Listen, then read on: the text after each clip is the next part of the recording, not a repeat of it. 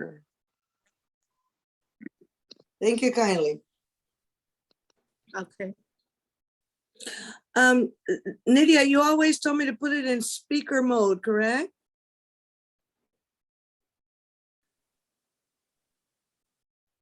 Is Nydia there? She said yes, but she is. Yes. Yes. Yeah, it should help you put it Yeah. that way. It's not me, it's really Carmen. Carmen, can you Yeah, put Carmen it? will need to. Yes. Let me see that I. Or is it me? Because I started the meeting. Okay, is this any better? Unmute your speaker, sorry. On the presentation, hit PF5. Okay, thank you. You're welcome. Okay.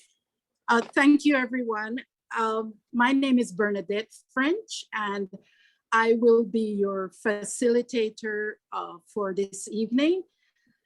The Corozal Gatun Mount Hope Cemetery Preservation Foundation, CGM for short, we call ourselves, was registered as a 501c3 in the USA in 2016. We have the legal authority to raise funds and donate to the cemetery cause in Panama. And then there's CGM, what we call CGM PTY. CGM PTY was registered in Panama after that as a nonprofit organization, una organización sin fines de lucro. In keeping with the Panamanian law, businesses with a not-for-profit status need to be registered in the country in order to do business and be recognized. So we have two entities operating with the same mission and vision. Both entities have their respective board of directors. We're all CGM.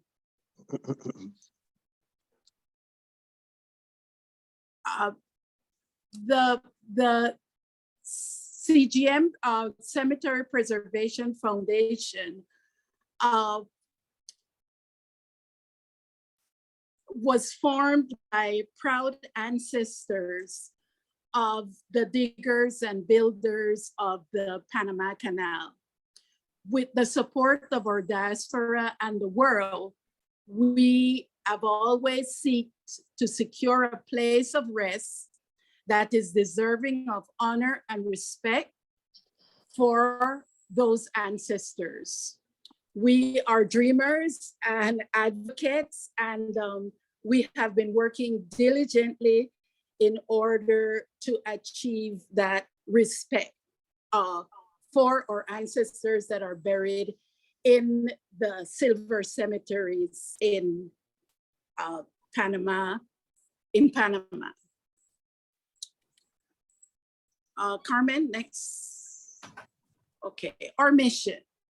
Our mission is to engage widespread community action dedicated to ensure the restoration and ongoing maintenance of the Corozal, Gatun, and Mount Hope cemeteries by a legal and responsible institution. Our vision, we envision a Panamanian government and the Autoridad del Canal de Panama that recognizes, respects, celebrates, and honors the legacy of the West Indian laborers in their final resting places, Corozal, Gatun, and the Mount Hope cemeteries. Okay, we have on the screen the Ley 7 del 13 de marzo del 2012, donde se declara patrimonio histórico a los cementerios Corozal Silver, Gatun, and Mount Hope. Now, there is a gentleman who have since passed away by the name of Roberto Reed. He and his wife had this vision way before we did. And they lobbied the Asamblea and the Panamanian government to do something about the deceased canal workers and the cemeteries and the condition that the cemeteries were in. The INAC at the time, as the custodian of these cemeteries, the law says that the INAC as the custodian of these cemeteries will work with legally registered nonprofit organizations to conserve these resting places. It also talks about creating a commemorative park on the perimeter of the Corozal Silver Cemetery in recognition of the contribution of the Panama Canal diggers and workers of our silver communities. That is what the Ley Siete is all about, and we'll be talking about Ley Siete as we go along. Next slide, please, Carmen. Okay, CGM or 5-year accomplishments. I would like you to realize that this list of accomplishments is pretty long. And we are so very proud of this list. I am going to, this is what this meeting is all about. This is to inform you of what we have done for the last 5 years. First bullet says that we have had several regular meetings with the Panamanian government in regards to the maintenance of the cemeteries. I have to say at this point that they were very forthcoming, very amenable to working with us. Algunos funcionarios más que otros. But for the most part, we did get a very good reception when we approached the Panamanian government. And in light of this, we have had several meetings with them.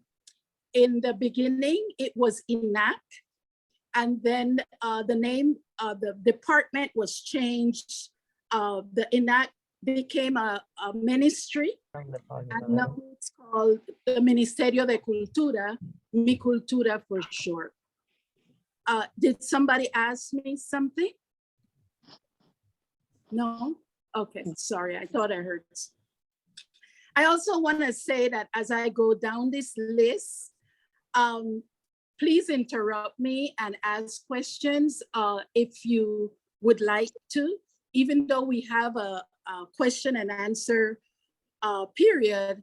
I would be more than happy to stop and explain any bullet point that that needs clearing up, or anything that you might have at this time.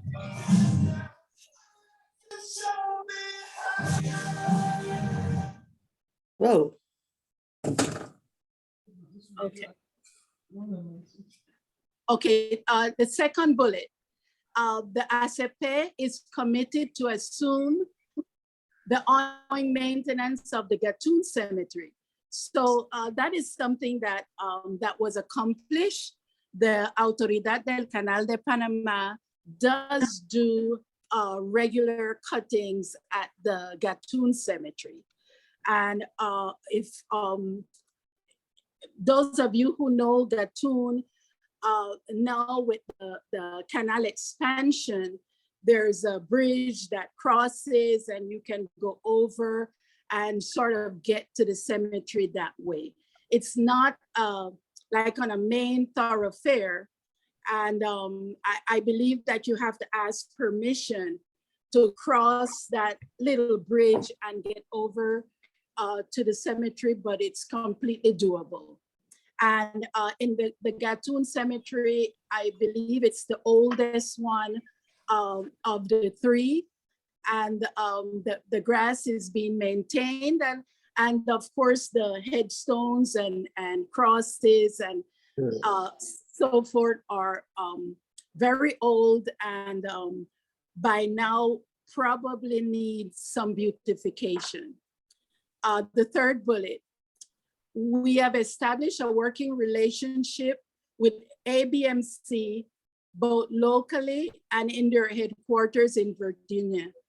The ABMC, I'm sorry, I should have gone back into this slide and written out that the ABMC is the American Battle Monument Commission, who that's the entity, the US government entity that is in charge of the American side of the Corozal Cemetery.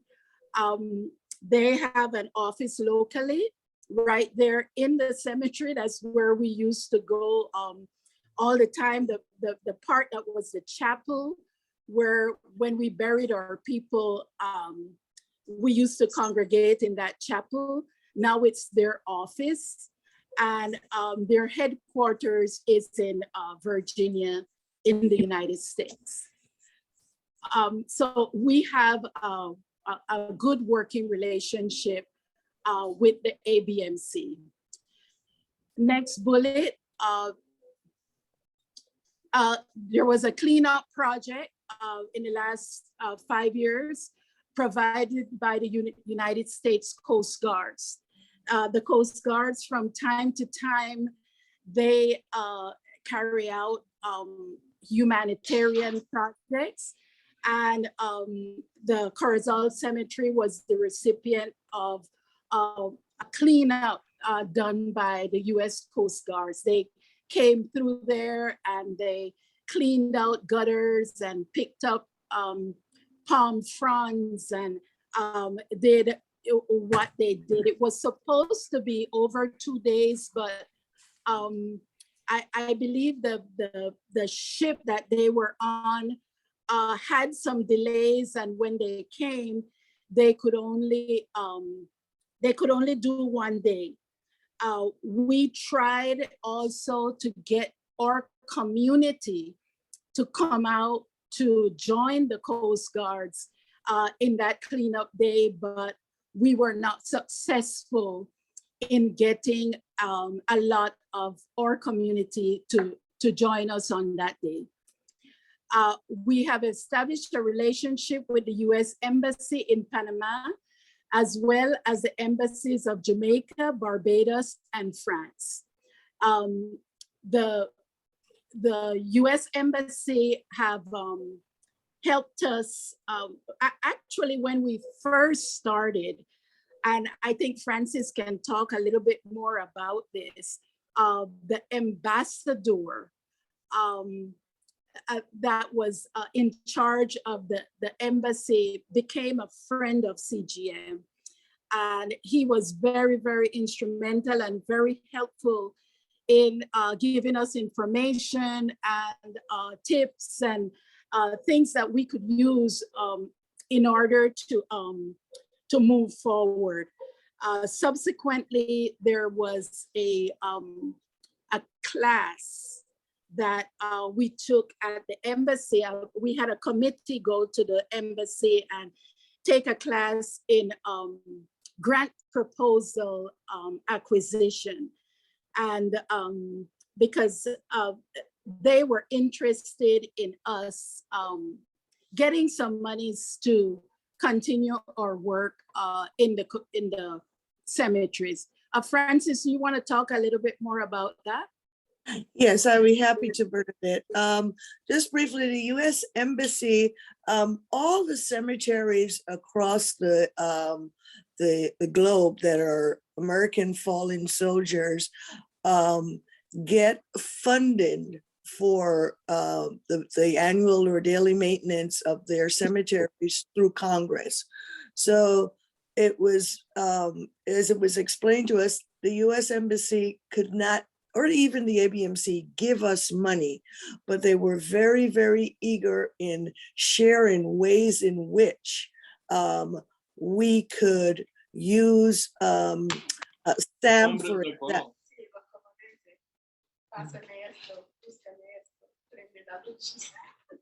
Get access to SAM, for example, which is an acquisition website for the US government, where they list all the grants that are available. And they were willing to work with us and kind of walk through different kinds of grants that we could, I'm kind of talking over some, my apologies. I don't know if they can hear me. Yes, or if they can mute. So so that's basically been it for the US Embassy, big advocates. Another thing that with the ABMC and the US Embassy, there was $1 million project about 2 years ago that Congress approved for improvements to the cemetery. Mainly, it was for the constant flooding that occurred during the rainy seasons in the American cemetery. But a lot of the work had to have been done on our side of the cemetery, or the Panamanian and Silver side of the cemetery. Because of the drainage, yeah. Yes, it was a drainage project, not necessarily visible to the average person, but it was a major project that occurred. We suffered some damages as a result in the contracting company that the US used. But the ABMC stood up and they responded to our letters that was written to Virginia, and they got with the INAC or the Nicultura to ensure that these graves that were disturbed would be respectfully, the problem would be addressed and corrected. COVID happened and a lot of things came to a standstill, but I have to say that the ABMC and the embassy were very sensitive to, the disruption on our side of the cemetery. So again, once COVID is over, we will resume that relationship and see where it takes us in terms of grant funding and so on. Thanks, Bernadette. Okay. We also have we have an extensive, complete list of the people that are buried, namely in Corozal, and there are a lot of people from all over the world. There are a lot of Jamaicans, as you all know, a lot of people from Barbados, and then there's that French cemetery in Paraíso. So we have been using that to get to these embassies at Barbados and said, hey, listen, there are a lot of your people buried here also. We would like you to take an interest in what we're doing and help us to get to where we would like to get to. So we have had a very good reception from the people that we have talked to. Of course, there's much more needed to be done. A few years ago, I believe in 2018, we had Next Bullet. We had a sit-down meeting with the World Monument Fund in New York. The World Monument Fund is an international organization that sort of oversees and keeps a watch out on all the historic monuments and sites across the world that they believe are in danger. And the Corozal Cemetery was on their watch list in what year was that, Francis? 2010? Yes, all three cemeteries actually. Was on their list in 2010. They really believe that they had to watch those plots of land and make sure that nothing happened to them. So we went to New York and we had an appointment and sat with them and told them our concerns and told them who we were and showed them the plans that we had at the time for bettering the cemetery. We had several other meetings with some people, to name a few. Rachel Frankel of the Jewish Cemeteries of the Caribbean, who gave us a lot of good information. Norma Barbaci, she is a historic preservation consultant. And we have also talked with the University of Florida at length about the Corozal Cemetery.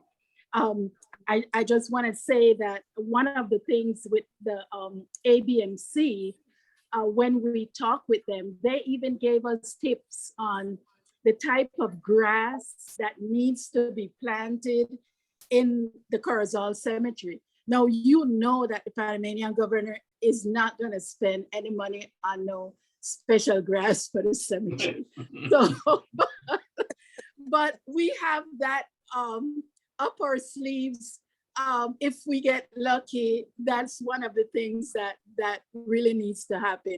Because when you look across the fence, their cemetery looks so nice and so orderly and so clean, and we just salivate because we would like ours to look at least halfway the way theirs look.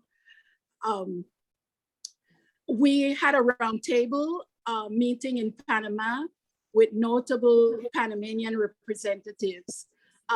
Fran, do you want to talk a little bit about who was there and what their response was? Yes, several years ago, I think it was in 2018 also, the ABM, by the way, the World Monument Fund was in 2017 when we had just gotten off the ground. And by the way, these cemeteries fell off the watch list because in 2012, when they were declared Patrimonio Históricos, the World Monument took the position that, oh, okay, the government will take responsibility and bring these cemeteries up to par. Well, as we all know, we're not there, but that's why it shifted from an active watch to sort of like a dormant watch. They haven't forgotten us. We just are not, on the list for next year's project for them. In terms of the round table, we got together, we invited the ACP, we invited certain council people for the not the municipio, the area, what do you call it? The representative for the área revertida. We had representation from the Rastafaris. We had representation from, when I say the APCP, that's the Autoridad del Canal de Panamá. We had the Mi Cultura, which is INAC at the time. So all these people got together. We did we did our dog and pony, what our concerns are, what we are hoping to achieve. And, each expressed, appreciation for what we were doing and were, had made themselves available to help us in any way. The biggest challenge is government, in Panama changes every 4 years, then you have new people and it's like you're reinventing the wheel all over again. But nonetheless, they are very aware of CGM and our efforts. You just have to take one step forward and realize that sometimes it's going to be 2 steps backward, but we persevere. Okay, next bullet. We have engaged in outreach to our diaspora by means of the cyber news, direct mailings, meetings, and town halls. Um, we do what we can. We work tirelessly. We do need to continue to get the word out there. We try to keep our people abreast of what is being done for the cemeteries. We have established CGM as a brand, and we've designed T-shirts, hats, banners, and flyers to promote our brand and our efforts.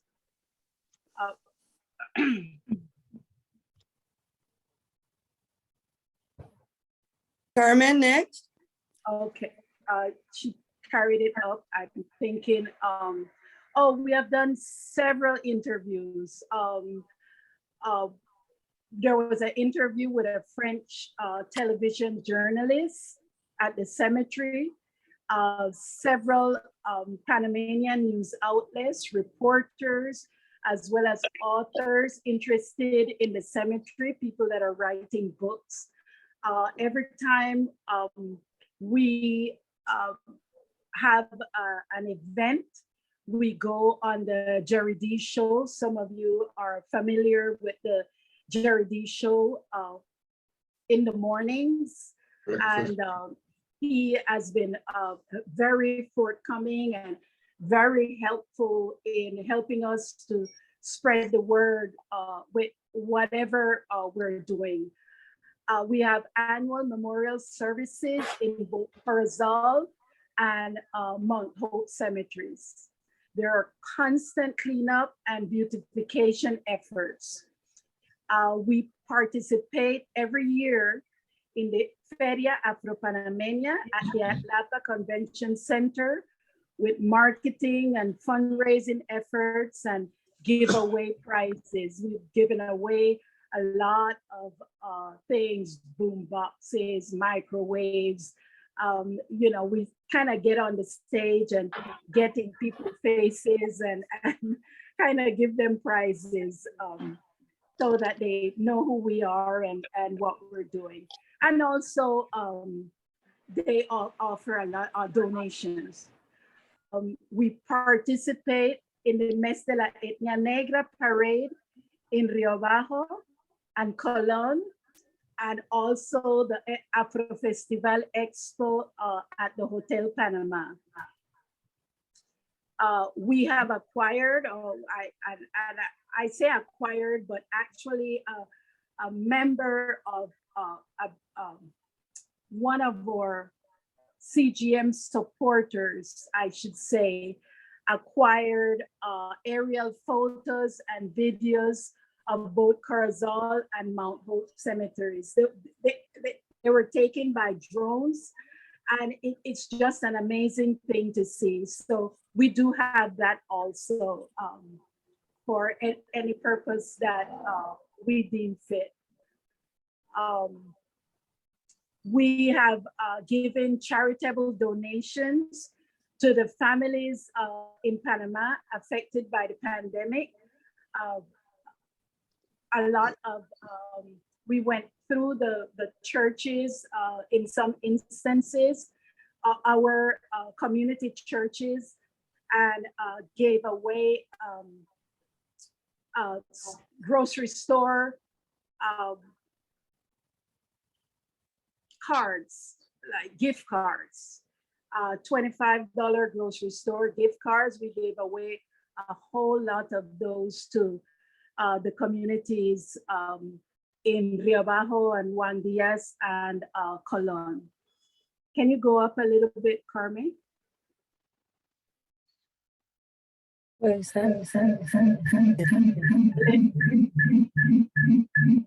A little bit more. The same slide. Oh, yeah. Yeah. Sorry. Okay, so I have it here. So the last bullet point, as I said, that we have been working tirelessly, constantly, And last but not least, and only because I was trying to get this done chronologically, or Adopt a Grave program. And I am going to ask Francis to elaborate on what the Adopt a Grave program entails. Thanks again, Bernadette, for this update of the last 5 years.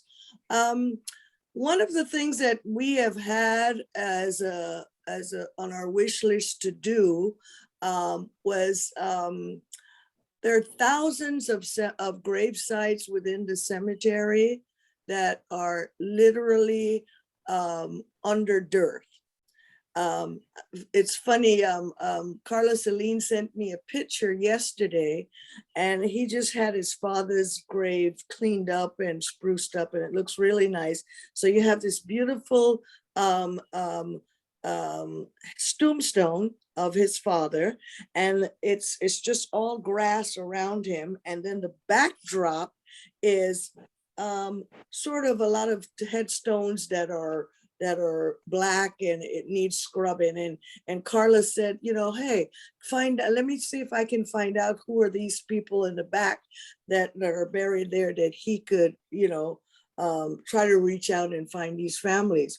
I didn't get a chance to write Carlos and tell him that all the empty space around his father's grave that looks like just grass are burial sites underneath, you know, around his dad. And literally there are thousands. So this year we started with the Adopt a Grave program. And what we did is we started with Section K. And in the cemetery, there's Section A, Section K, Section S, Section R, and so on. And it's really based by the years, the time period of when the person died. Section K are those that died in the 30s, late 20s or 30s, and I want to say 1940, but definitely late 20s, early 30s, and or all of 30s. And we spent, because we hadn't have, because of COVID, we didn't have a memorial service in 2020. The funds that we had raised and donors, we decided to invest it in the Adopt a Grave program. So in November, our grounds person that we, Pepe, who is our ground manager or keeper or finder of graves, he and his crew uncovered over 700 graves that are plaques underneath the dirt. So they were lifted and the plaques scrubbed and painted, and I don't have a photo of it, but I'm sure if you go on our Facebook, you would see. I wanted to get through this. Yeah, you would see it. Nydia Thomas is on this phone call, and we did a little story about Nydia, and she called it Finding Teddy. Teddy is her grandfather. Are you a grandfather or your great-grandfather? Maternal great-grandfather. Maternal great-grandfather, exactly. Mhm. That was in Section K. So Nydia found Teddy in amongst these graves that we have uncovered. And the idea is that we would, I have been going through a matching of these numbers to the National Archive to match the names of who that grave number, let us say 2222, who is buried in 2222. And ultimately we want to get to Barbados and Jamaica and all the other islands and say, hey, you know, help us with the government. You have a vested interest, you know, you have so many people, and here are their names that are buried in the cemetery.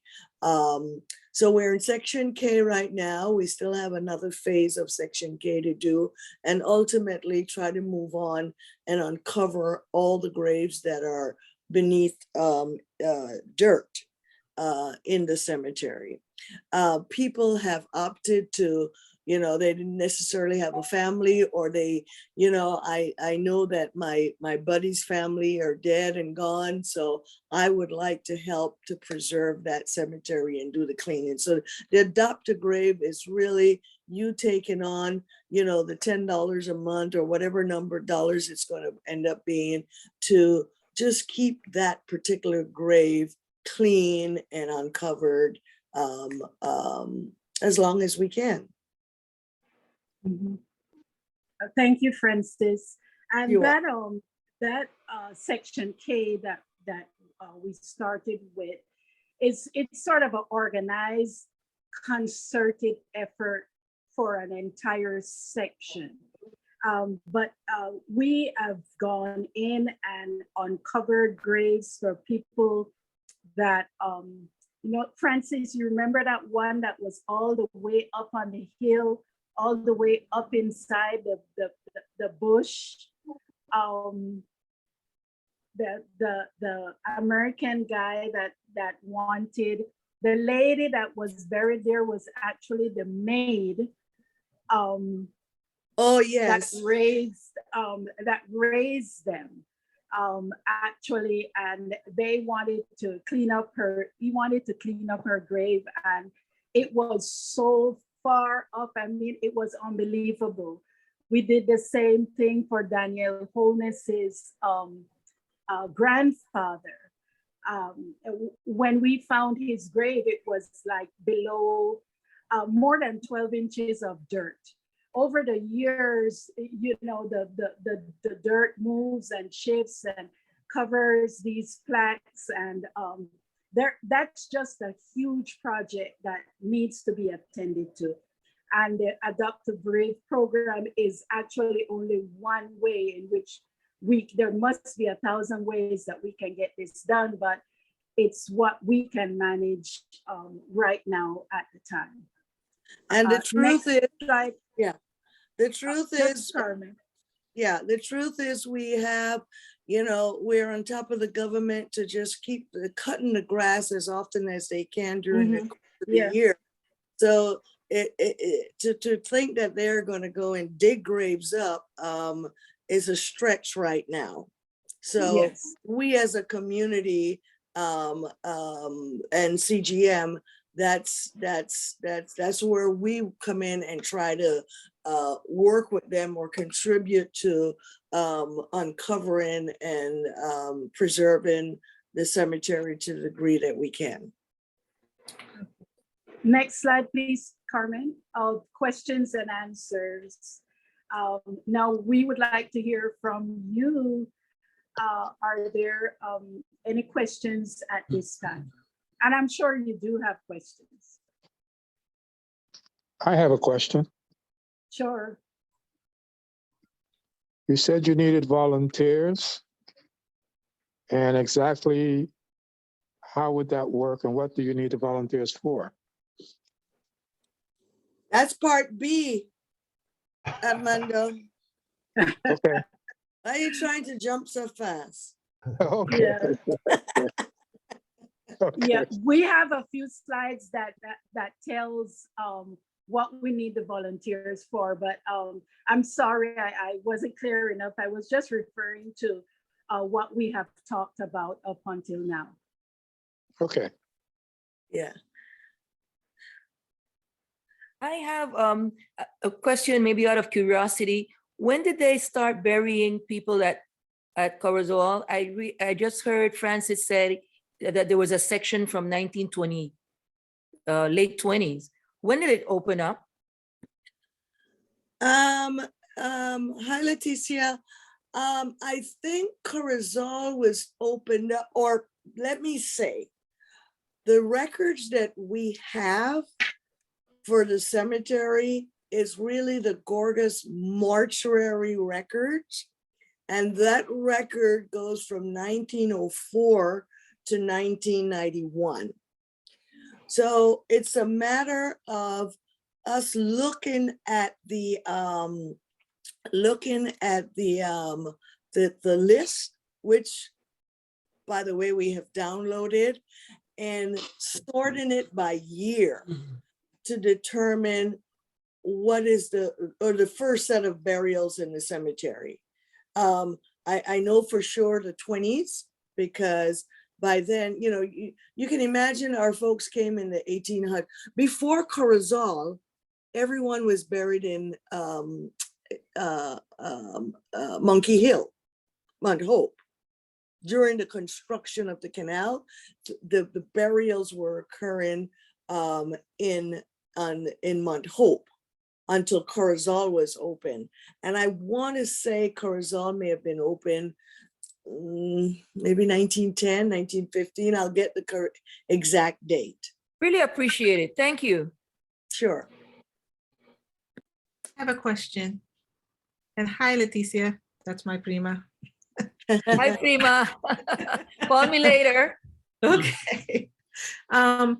For the lists that you talk of, are there any plans to make them available publicly or within the CGM community so people can do searches on their own, maybe to help out? The narrow access for Corozal is available through, I think Ancestry might have a little, Leticia, you may, Nydia. I believe Family Search gives you more access than Ancestry, and Exactly. Family Search is free. Yes, Yes, Family yeah. Search is free, and you can also go directly through the NARA website as well and conduct the searches of their database. And which one is that? I'm sorry, Nydia. The National Archives. Okay. Yeah. Let me just say to everyone, the records that through our NARA or Gargas Hospital, you may have one or two that slipped in there for Mount Hope, but maybe they died in Mount Hope and then, or in Gorgas and then got transferred or something to that degree. We don't have that kind of information from Mount Hope, which is part of the reason we have not advanced to the degree that we would have hoped to in the last 5 years with Mount Hope, because the information is still, it's a manual system and very, very hard to figure out what's going on in Mount Hope. We need to get access to, and I remember Enrique Sanchez saying that there are maps of the layout maps of the cemetery. ACP should have it. I don't know if the Micultura has it, but likewise for Cristobal, there should be information that lays out an overview map. And the University of Florida is helping us now to do that process for Corozal.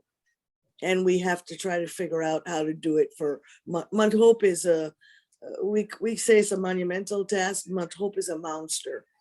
It really is. That was one of the questions that I had, was whether or not there was kind of a correlation between the database that you have regarding who's actually interred there versus a kind of a survey map of the area itself. Because I remember hearing on regarding the Tulsa incident, where they could not find some of the graves of the individuals who were buried there, and they used some sort of ground penetrating radar to be able to identify the actual sites, and so they were able to try to match it up. And so I was wondering whether or not y'all had been able to do that kind of effort. Yeah, we haven't gotten there to that point, Nydia, and it truly, it requires a more a stronger and in-depth relationship with the Micultura, who are the archaeological people, the site surveyors, and so on. They have to have that available, and unfortunately we are stuck at the grass cutting And there's just so much more that land has shifted and, over the years, and, our graves where they're supposed to be, we just don't know. So, but yes, and I know exactly what you're talking about because I've seen cemetery shows where they've done that, whatever that machine is, or that pole is, that it beeps as it comes up, as it goes along, and comes up with whatever is beneath the ground at that particular spot.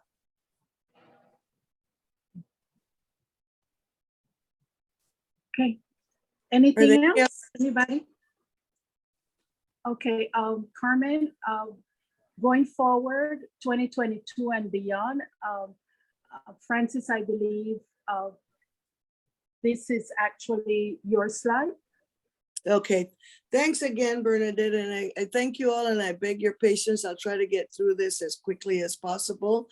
Many of you know that we started in 2016, and the outreach then was just my reaction to a visit to the cemetery, and realizing at that point that, what was going on was just bigger than or more serious than just me concerning myself with my immediate family, that it was a community issue, and just a deplorable condition and lack of respect for, who I am and where I came from, and the people that shape each and every one of us on this call. And so there was an outreach letter in 2016.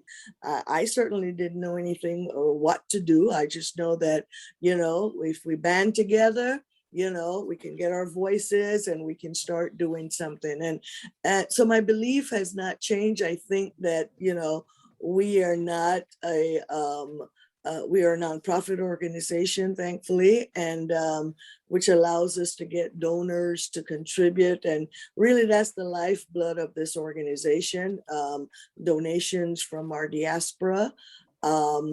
Eventually, with the right kinds of folks, maybe we can get corporate donors. But Bernadette had mentioned that we gave away prizes. Well, in Panama, we got a lot of those prizes from little companies that donated.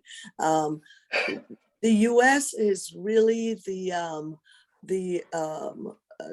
arm that really, we focus, cemeteries are not here. So our real goal is to raise awareness, get folks, to bring folks on to find their ancestors because they've been away for so long, and to donate to the cause as a whole. So the lifeblood of this organization is folks like me and you and others that you may know that could we all get together and help and bring whatever skills we have needed to get this organization moving to achieve our mission and our vision, which, at the end of the day, I say it's, we're all in this together. We care, and we want the best for, those that paved the way for us, just in honor and respect. So volunteers are needed.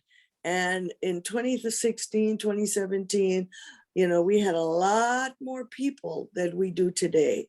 And it's typical. It's people are giving up their time. People have gotten sick. A couple have died. God rest Raymond Grant's soul. He started out in DC area, and he has since passed away. And just people are life happens. So we need to keep this organization going with the participation and the skill and the drive of people that have the time and can contribute. There are those that, we need a new board of directors. We were established in 2016. Our bylaws allowed for 2 consecutive terms of the original board of directors, but come May, we need a new board of directors. And that requires a president, a vice president, secretary and treasurer. Um, Activities coordinators, and all of this is tied to, things that we could do, again, to raise fund, to raise awareness. And some people are good at coming up with ideas of things that we could do. Outreach coordinators, again, our structure when we started, the next slide shows the number of folks that are on according to our bylaws, we have up to 15 positions. And organizationally, we had started out with directors clear across the different regions in the United States, including Panama as a region. And that structure didn't work. And a lot of the reason is that people, we had the internet, people would email their friends and said call. So somebody in Texas is calling me in LA because, their cousin told them about it. And so it just didn't work. But I do believe in regions, in that the closer you are to a group of people, you can get together and you can raise some awareness, within your group.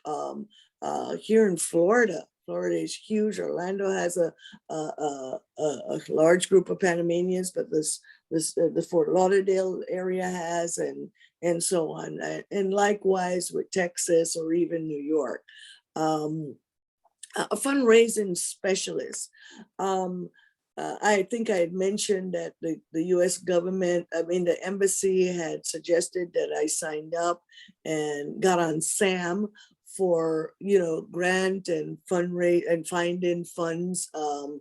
But we didn't have someone that specialized or familiar with all the different grants that are listed on there, and trying to match it with how we could possibly apply for it. Of course, the embassy was willing to help us and guide us, but we needed someone to actually do that work.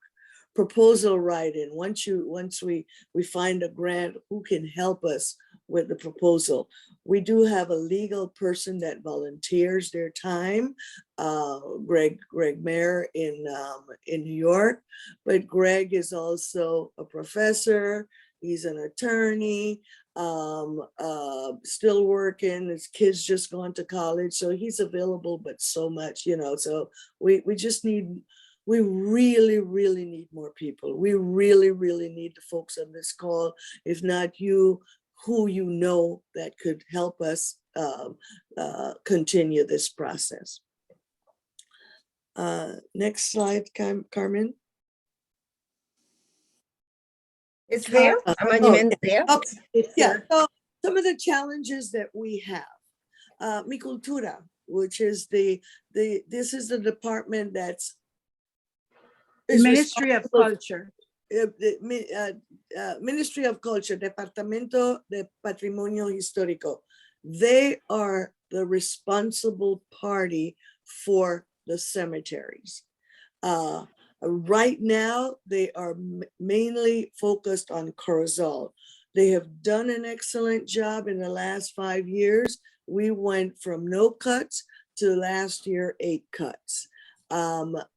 So we're grateful and for what they have done, and we hope and we look forward to establishing a mutual agreement where they partner in a contractual way, in a formal agreement with CGM. But it's just so important to share that we've made inroads with them.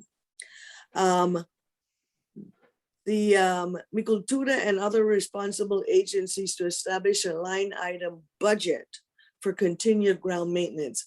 Currently, what happens with Mi Cultura, every year the administrator, she is jumping around different parts of the budget to see where she can pull monies to get these cuts for the year. If we had in the beginning, when they do their budgets in October, or maybe somebody in Panama knows exactly when the new budget, they start working on the new budget, comes out. If the cemeteries is considered in that budget, then the allocation is up front, and they wouldn't have to be scrambling throughout the year trying to figure out where they're going to get funds for the next cut, And just to give you an idea, for 26 cuts, I think the maximum one year that I was aware of was 26,000 to 30,000. Now that's just cutting the grass. You still have tree cutting, fumigation. There's just a whole lot that goes into the maintenance of the cemetery. The roads, we'll get back to some of the other things. The ACP, the Autoridad del Canal de Panama, $1 billion enterprise, if you will, and we're grateful that they're taking care of Gatun. Gatun sits on the bank of the canal there, or in between the two canals, I should say. But the ACP can easily look to including the cemetery as, even if it's just a touristic part of their strategy, that someone comes through and visits the canal, that the next stop could be one of our cemeteries, that these are the original builders of the canal, so they have the deep pockets, and it requires an appeal. It requires, and it's not an overnight thing, but that's part of our vision, that they should take over the partial, if not all of it. The Corozal Cemetery, graves to be uncovered, more graves to be uncovered. The roads, if you've been to the Corozal Cemetery, the roads are bad. They're sunken. It's just a really sad situation. And it's interesting because you drive into the cemetery, and up to a point, it's nicely paved. And that's where the Americans have paved, to their point. And beyond that point, it's a rugged, rough drive through the cemetery. Headstones are broken. Headstones need scrubbing. They're tilted.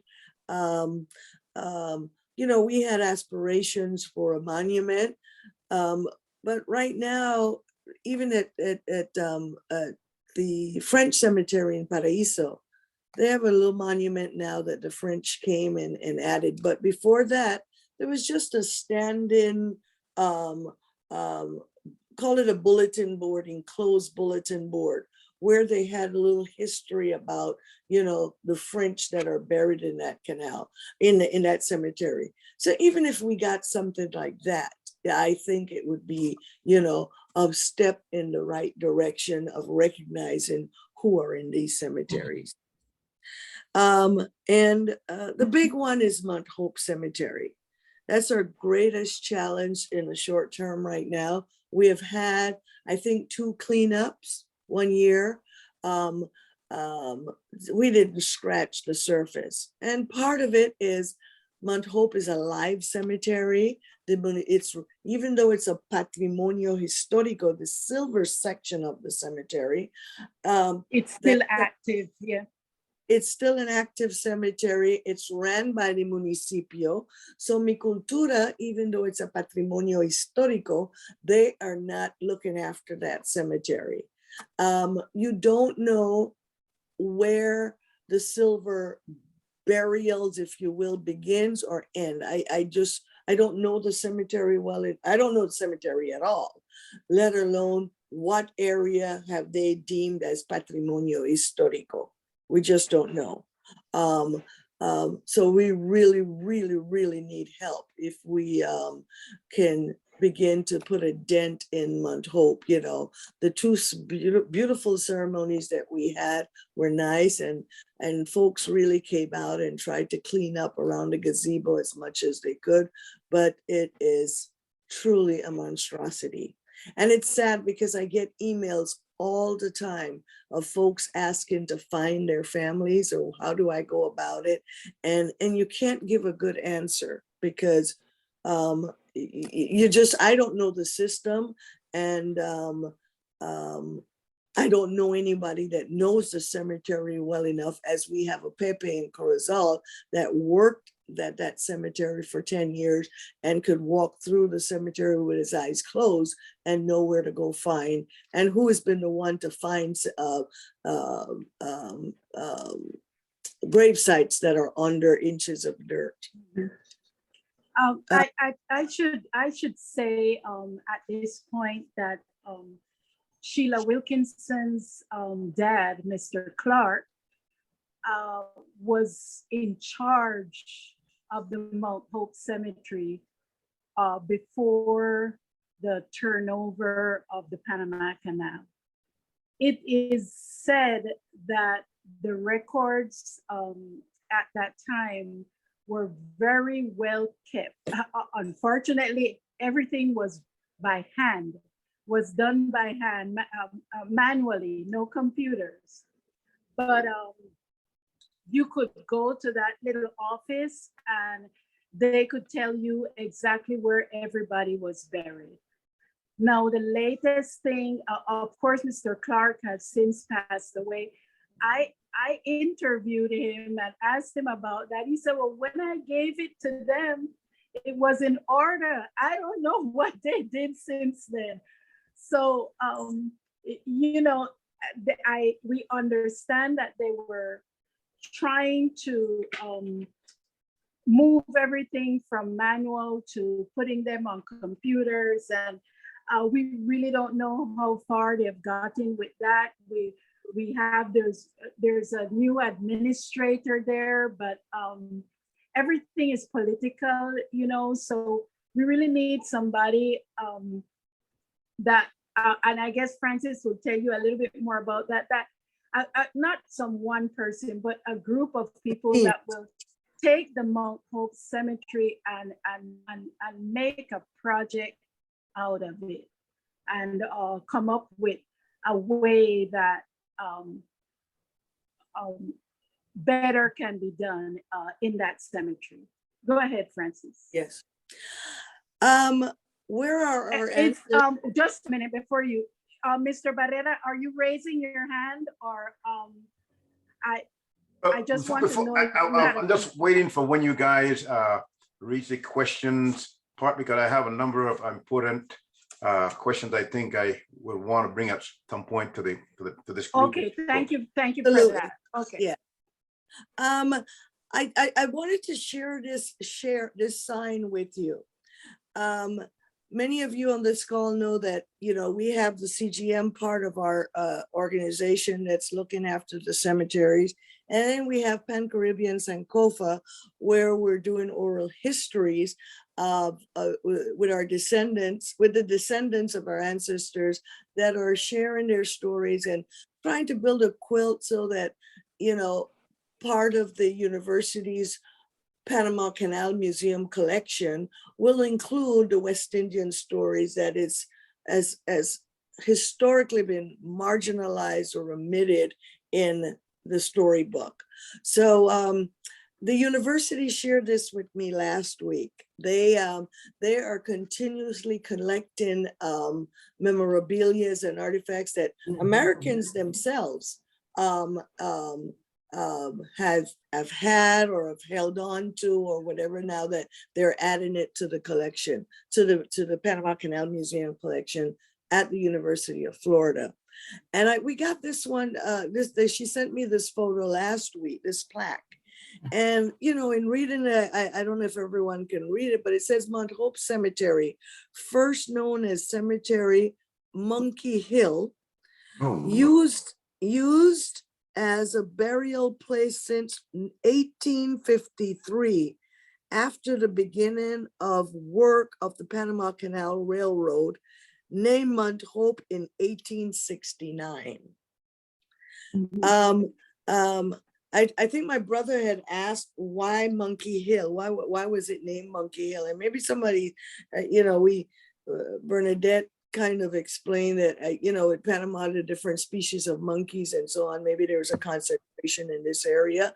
Cedric, you're on the call, or anybody on Rainbow City that knows why it was, this area was, why the cemetery was called Monkey Hill, could certainly share, you know, what they know when we get to the question and answer segment of this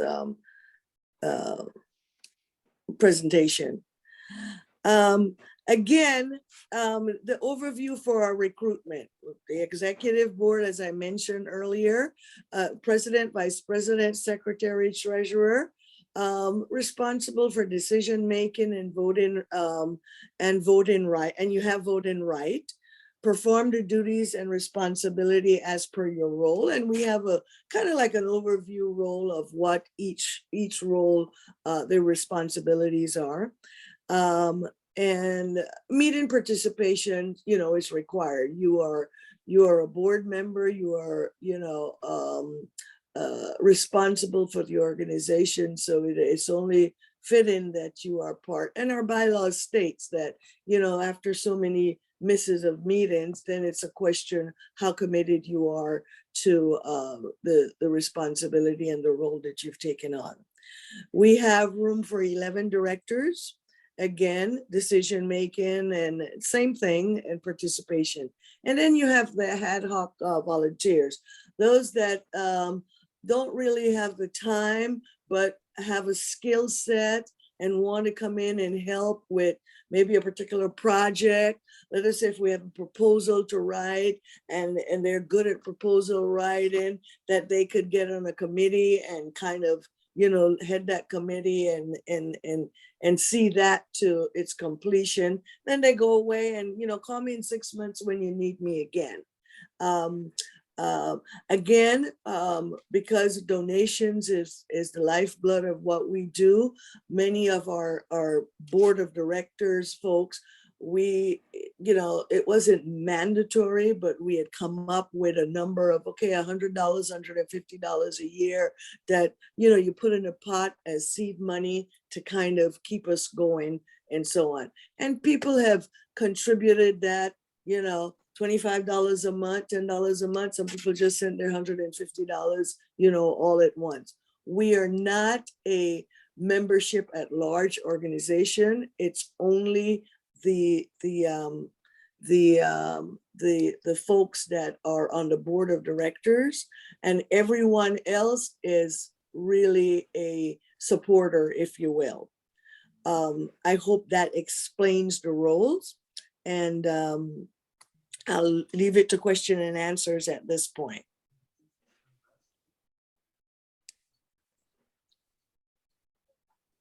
Can we move the screen out? Because I can't see the rest of the people. Yeah. Yes. We can move it now to Carmen, can you go to the folks? Yes. Ah, good. Thank you. Okay. I think everybody's back now, yeah. Yes. We have a last slide that says, thank you. Let us not forget them. Okay, but we'll talk. Okay, I would like to make a comment about Mount Hope Cemetery. I'm from Cologne, born in the Cologne Hospital, and I have always known the cemetery as Mount Hope Cemetery. So Monkey Hill was before my time. I didn't know that Monkey Hill. Okay. I have my family, my grandmother, my grandfather, my aunts, they're all buried in Mount Hope. Mount Hope, as a young man, was the best place to go for mangoes, to ride your bicycles down the hill, skating down the hill. And it was like a playground for those of us who lived in Rainbow City. My grandfather, I remember his grave number was 18565. Oh, I would never forget that number because my mother, it was my mother's father, my maternal grandfather. And I knew exactly where the grave was. So when my mother wanted to go there, I would take her directly to the spot, and we see the small headstone with the number on. and any cleaning that needed to be done, we would do it ourselves. However, over the years, the cemetery started to go downhill. The roads began to be broken, the grass needed cutting, the drainage was flooded during the rainy season, and it was difficult to navigate in the cemetery after that. Recently, I visited.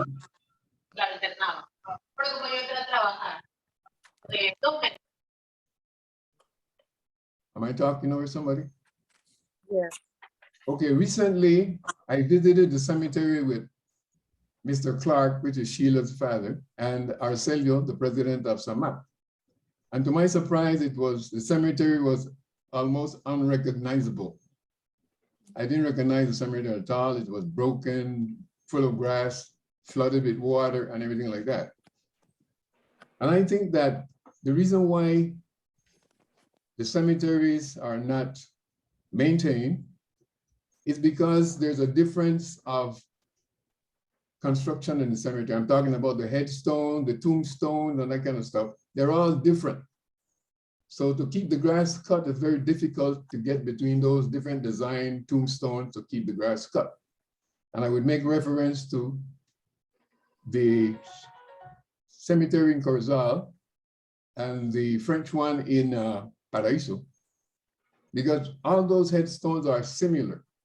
A small cross in the French cemetery, and in the American cemetery, a compatible headstone, a similar headstones. So it's easier to keep that cemetery maintained.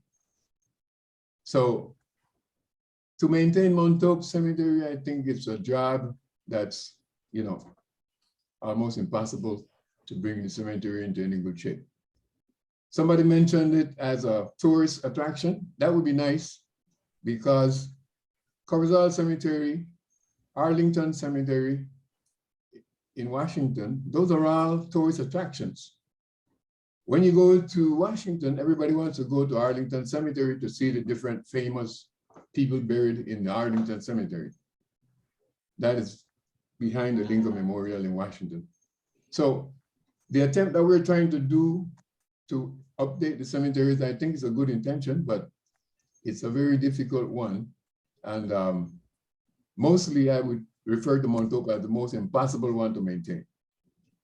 So as a person who has family buried in Montauk, I have no family on the Pacific side, I would be willing to make a donation or a yearly donation for the upkeep of the cemetery, whichever cemetery is it, because it's our ethnicity that are buried in all the cemeteries. So I would be willing to support any effort to upgrade all the cemeteries. So that's where I come down on the cemetery issue. And I think the organization by Francis was very well done, because that's what attracted me to be a part of the organization. And then of course, I had an interview with Carmen and somebody else, and I was more motivated to become part of the organization. So that's my situation. I would make a contribution, whether yearly or monthly or whatever, for the upkeep of the cemetery, whatever or however we do it. That's my take. Thank you, Cedric. Mr. Barrera? Okay, I am going to try to be as brief as possible. I want to make some observations.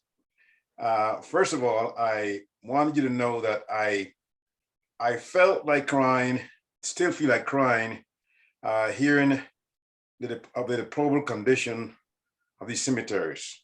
Okay, I believe that those who are forefathers who built the canal, who shed blood and lost their lives, should be honored.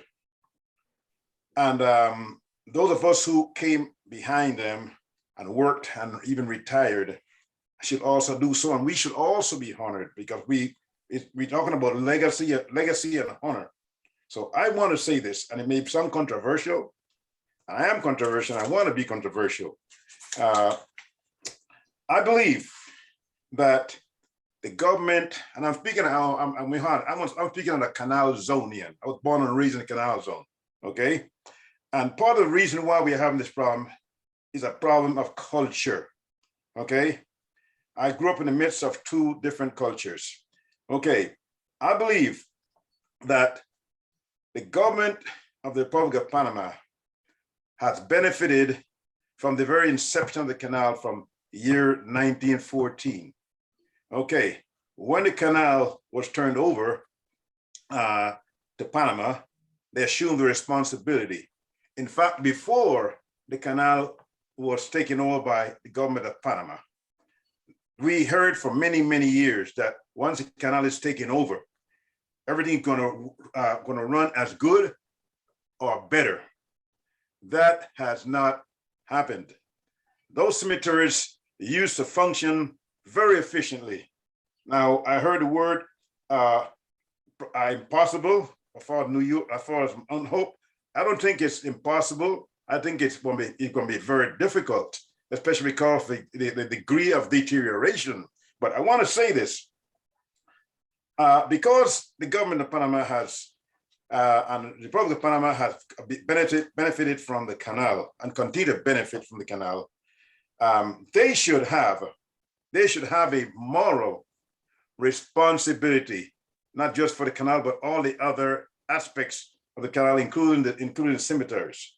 So I want to say that I agree, and I will contribute to the purpose of this organization, the CGM, but I believe we need to organize in order to have the government feel or assume the moral responsibility. The moral responsibility that they should assume should include having, while I was listening to all of you guys, I went online to check on the members of the board of director of the canal. Not one Black person.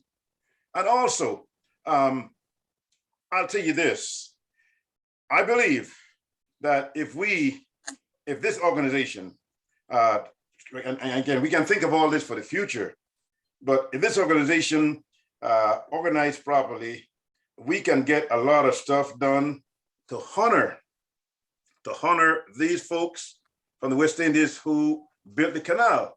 I think the government of Panama need to know that without the labor and the sweat and blood of those forefathers who built the canal, there would be no canal.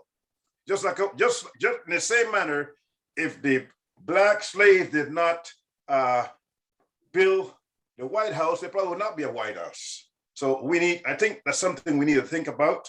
I think that at some point, once we get our points across, once we lobby properly, there should be some conditions. I believe that the board of the Panama Canal should have at least one Black member, at least in honor of the contribution of those workers and even the workers who followed them. Okay, you notice in these elections, the past US elections, the actual president, he made a commitment, a promise that he'll have a Black woman to be his vice president. He complied with it. He made a commitment to have a Black woman to be in the Supreme Court. That is going to happen.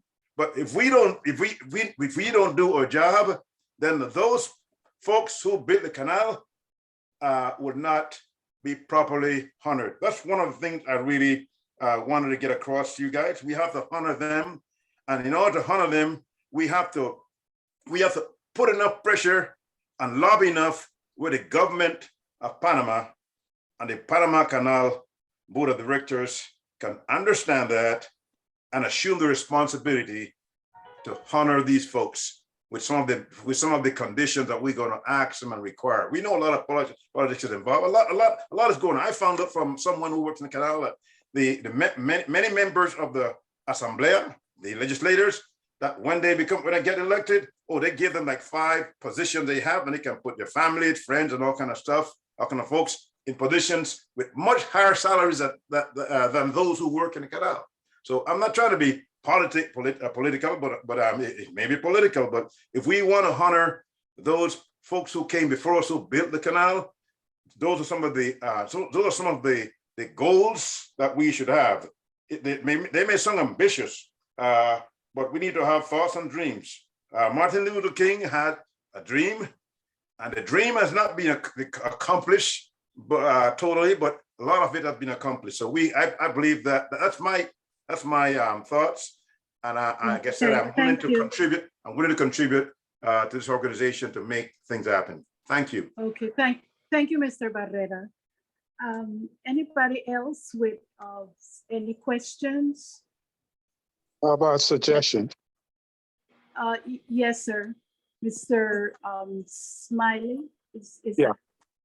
Smiley. I'm going to stick to Francis' comments about the needs of the organization. Yes, And sir. I think based on what I'm listening to, there should be some sort of a committee to identify people with matching requisite skills that can function for some of the things that you're trying to accomplish. One of the things I think is needed would be a public relations person. And secondly, someone with fundraising skills that could aid in helping recall funds aside from governmental grants. I think those are two things that I see that could help. And lastly, I'm also down for making a commitment financially, whether it be monthly or yearly, to your organization. Okay, thank you, sir. Anybody else as far as Yeah, I raised my hand. or answers? There you go, Leticia Thomas. Yeah. Yes, Hello, your hand is everybody. raised. Yeah, I can be counted on as an ad hoc volunteer for various projects. I keep very busy, but if you feel like I'm being helpful with a particular project, I would be glad to do that. I will also contribute to the Adopt a Grave, and I might be able to get in touch with others who can do that, so we could further that part of the project. I do Okay. want to make two other comments. Francis, I sent you 2 newspaper articles about that came out maybe in 1920, 21 about the Mount Hope Cemetery. And Mr. Barrera was urging us to get involved to get at least one member of our community on the canal board. And I think most of you know that since 2019, we were able through various community efforts to get Mr. Enrique Sanchez himself a Zonian on the ACP. Okay, we had somebody else in the running last week, was not selected, but Mr. Juan Navas Pajaro was selected, and I think that he on the board would be helpful to our concerns as well. Thank you. Okay. I would also add to what Leticia just said, that Enrique Sanchez was the first president of CGM PTY in Panama. So he is now on the board of directors of the Panama Canal, and he is also very well versed in every single aspect of CGM and the 3 cemeteries that we are concerned with. One more thing, back to what Francis, we were talking about Monkey Hill. Findthegrave.com does have a section on Mount Hope, and it says, I am reading, the location of the cemetery was originally jungle and then later farmland. It was even originally called Monkey Hill, Colina de Monos Cemetery, because of the many colonies of monkeys populating the trees on the hill before the land was further developed. That's according to findthegrave.com. I got you. Okay. And Thank you, Leticia. yeah. Was that you, Bernadette? Francis? Yes, yeah. I would also like to add, Mr. Barrera, particularly if you get on board with us, that Enrique Sanchez, you know, as a board of directors at the ACP, he's no longer actively working with CGM, but he's always available and has been willing to work with our team to come up with strategies on how we can best approach and come up with a plan to approach the ACP for the cemetery. Yeah. Whether it's for tourism, whether it's for just the preservation or the maintenance, whatever it is that, you know, we have some pockets there in Panama that are willing to help us. We just need some skilled folks here added to this group to help us pursue and develop and pursue those action plans. Mhm. Thank you, Francis. Is there anyone else with a question? Yes, I would. Let me call on Carlos. Carlos, please. Yes, I'd like to say, I too, like Leticia, I'd like to volunteer for one of the ad hoc committees. I already started making contacts with folks who I know have relatives buried in Corozal, and they have been away from the country so long. I don't think they've done anything as far as maintenance is concerned. In regards to what Mr. Barrera was saying, I wholeheartedly agree in terms of contributions that the Panamanian government should make, but I'm a believer in doing for yourself. So I believe that we can start and show even a segment of the cemetery that we restore and use as a model. And that will also help with fundraisers when people can see that you have made an effort to do something. I can't estimate what size, but let's say we take an area like Francis mentioned, the graves that I saw behind my father's grave. If we took that area, restored the headstones, and even the grass that you referred to, that's supposed to be pretty expensive, because I've seen the Chinese cemetery that's next to the Corozal Cemetery. Right. And I've often wondered what they have done to have that place looking so good.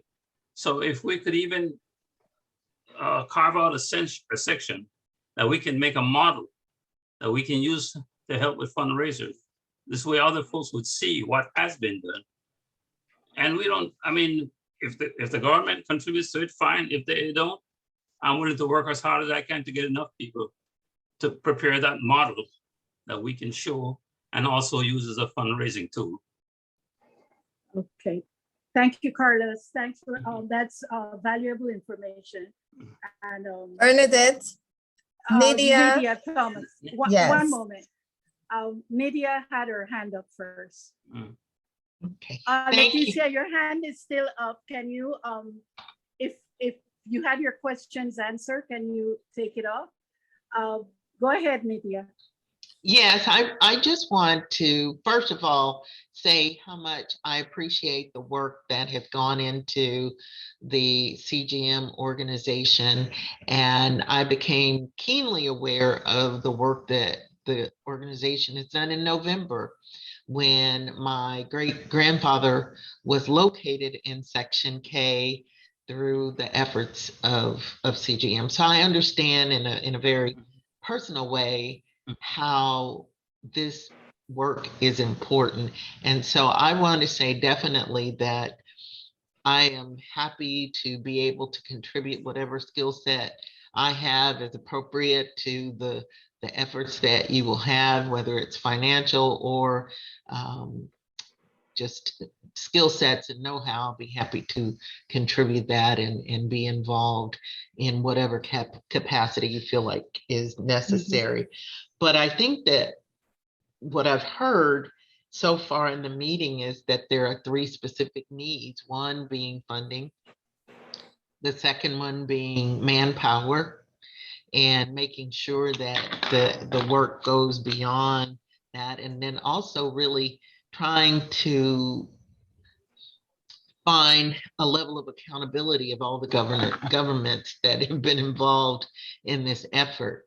I think it's kind of ironic that I have a grandfather that's in Corozal American Cemetery and one who is in Corozal in Section K that you have found. And so the disparity between the way that they are interred is striking.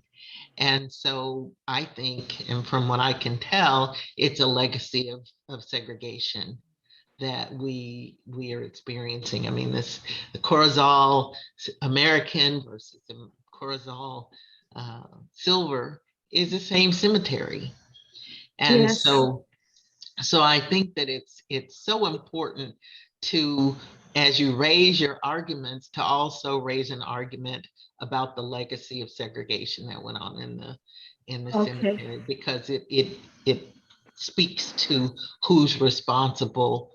Yes, we are responsible for honoring our dead, but so too are the Panamanian government and even the American government, to the extent that it is a canal zone project that led to many of the deaths of the folks that are out at Mount Hope and Corozal. So again, I just want to thank you all for your efforts. And then secondly, to say that I'm happy to be supportive and contribute in whatever way that I can. So thank you. Okay, thank you, Nidia. Thank you for that. I appreciate your kind words. Carmen? Yes, I just Carmen? wanted to say there you that that Nydia had her hand up. And I'm hoping that, thank you very much, everyone, for listening and volunteering, offering to volunteer. We appreciate it. And we're looking for positions to be filled on the executive board. So I'm hoping someone or two will commit right now. Okay, I actually want to add to that. We will be more than happy. We actually promised everybody that this meeting would be over by 8:30. It is now 8:50. If everybody is okay with it, I'm willing to go for another 10 minutes, a maximum. And I would also like to say that we have decided on a March 15th date to hear back from everybody on this call. And I appreciate your information that you have given up to now as to how you would be willing to help CGM. But we will be maybe calling just to chat, or calling the people that haven't said anything on this meeting as far as questions and answers and suggestions for how we move forward. We would like to get some kind of feedback from you between now and the 15th of March. Thank you. Anything else? Francis, Carmen, Ricky? Well, no. I thought I was supposed to give the invitation to for volunteers, but You were supposed to do what? He was the next step. He was the next step speaker. You can go ahead, Rick. Do it again. Do it again. Yeah, took my job. We want to hear your version. But you're gonna still have to pay me though, because Okay. Okay. One thing I want to say, and one thing I want to say, and this is something that we have to look at, we who are in CGM positions now. I noticed that all of the board of directors of the CGM in USA are going off at the are going Are off at what? the same time, are going off at the Yes. same time. Mhm. And that shouldn't be so.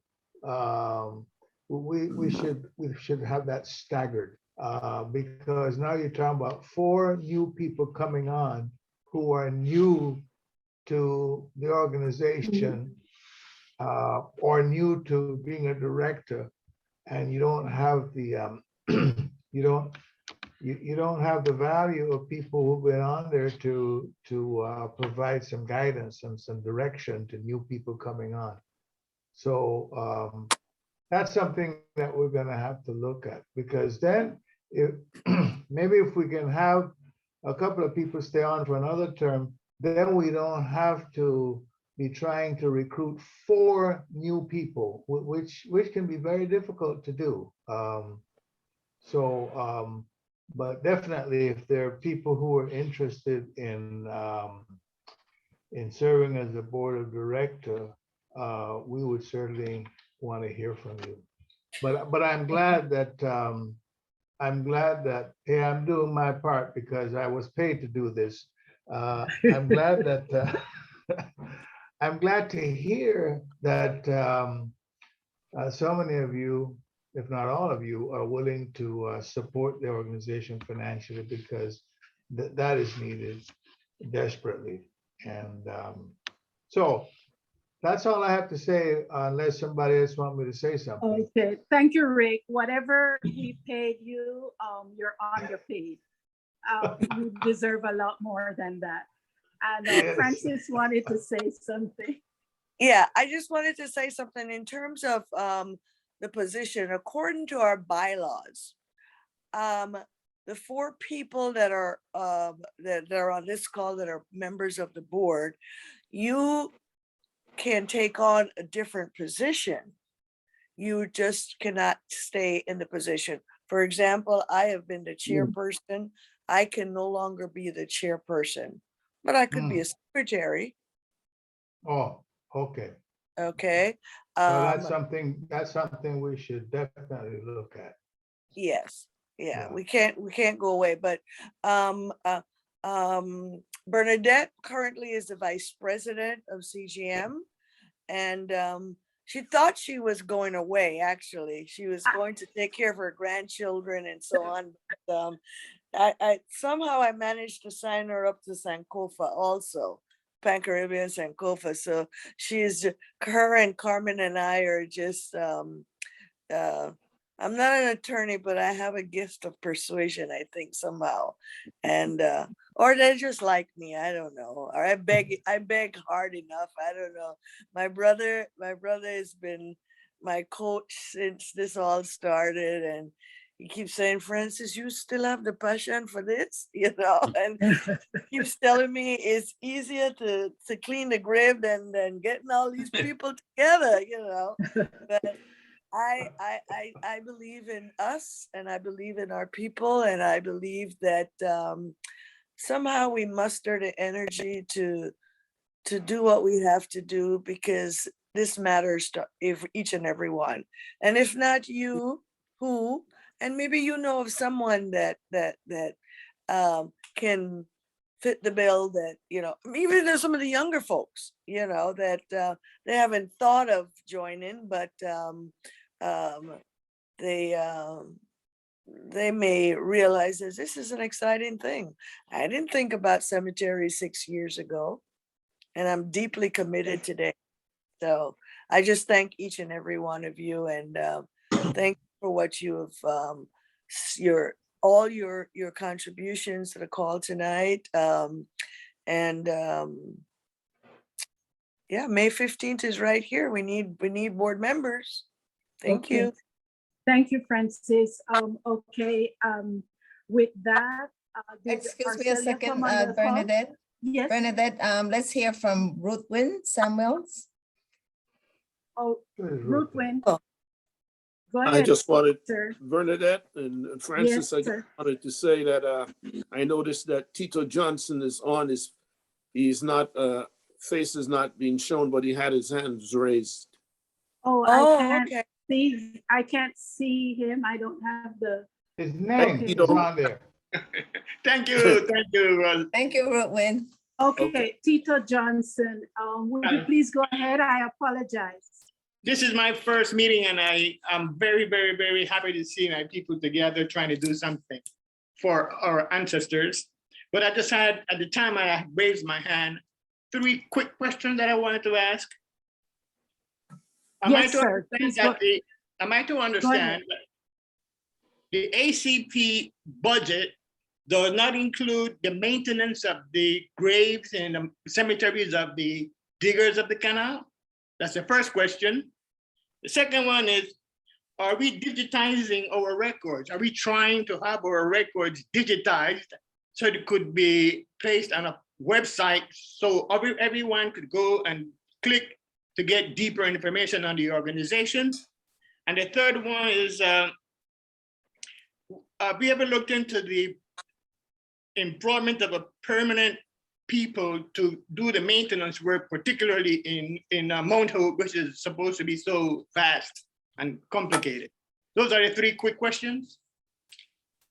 Quick answers. I can answer, I can probably start to answer your last question first. As far as us getting someone to cut the grass, remember that that the land, the cemetery actually does not belong to us.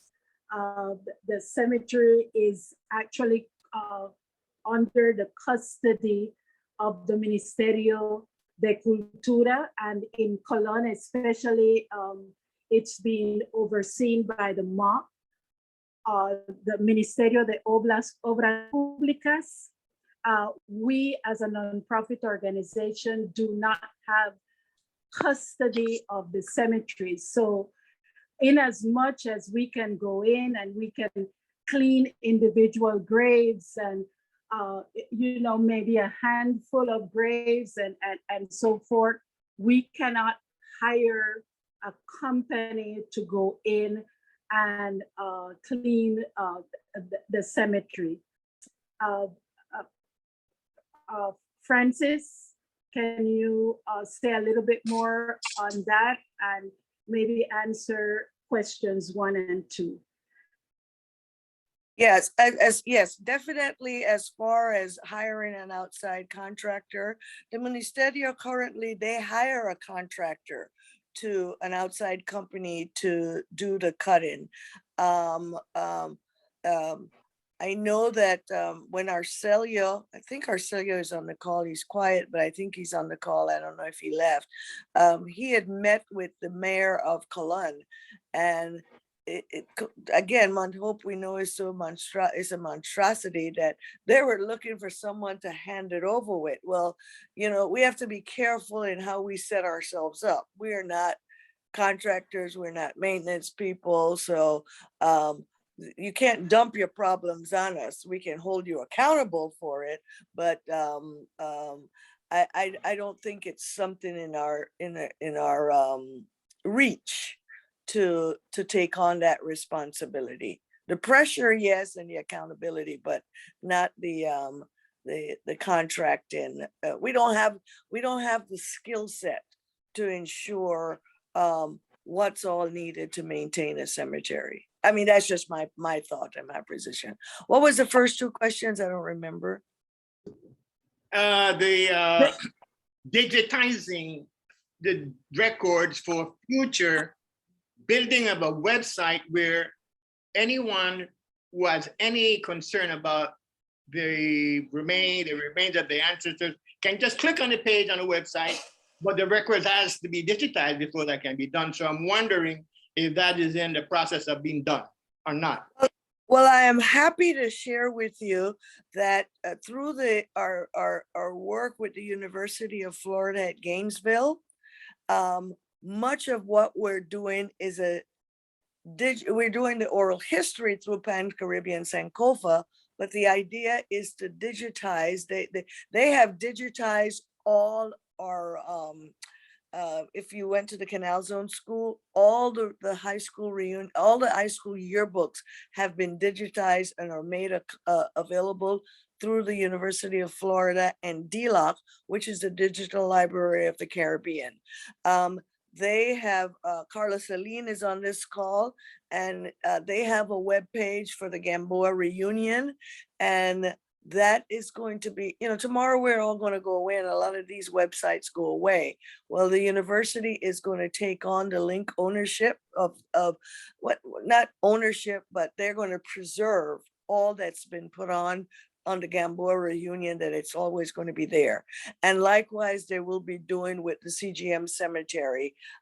Everything that we have done in the last 5 years is going to, Eddie Clark, who is one of our our directors, he is putting it on a thumb drive that we can send it to the university, that they can digitize it and make it available. So the good news is, yes, it will be digitized. It's just a matter of making this information public, that our diaspora knows that, the average researcher will go in once they put in Francis Williams, wherever Francis Williams comes up or have been, on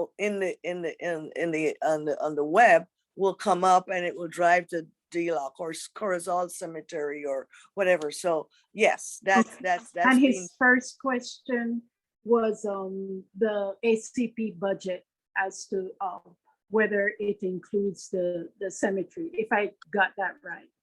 absolutely not. They cut Gatun, but I just think Gatun is just a throw-in for whatever other maintenance cutting that they do for ACP. I don't think it may not even be mentioned, the Corozal, Gatun Cemetery, I don't know, but no, it's not a line item for them. Okay, I think, Ruth, when you still had your hand up, did you? No, I'm down. Okay. I think that's it. I think our time is up. I would like to thank everybody for coming on the call. You have our email address, you have phone numbers, you have, please, for answers to your other questions that you may think about when we get off this call, please call us. We would be hoping to hear from each and every one of you before the 15th of March. Thank you and good night. Good evening, everyone. One second. Is our Okay, Francis. Yes, yeah, we have to thank the Lord. We have to thank the Lord. Is Arcelia Yes. on the call? You do. Arcelia, thank you. Arcelia?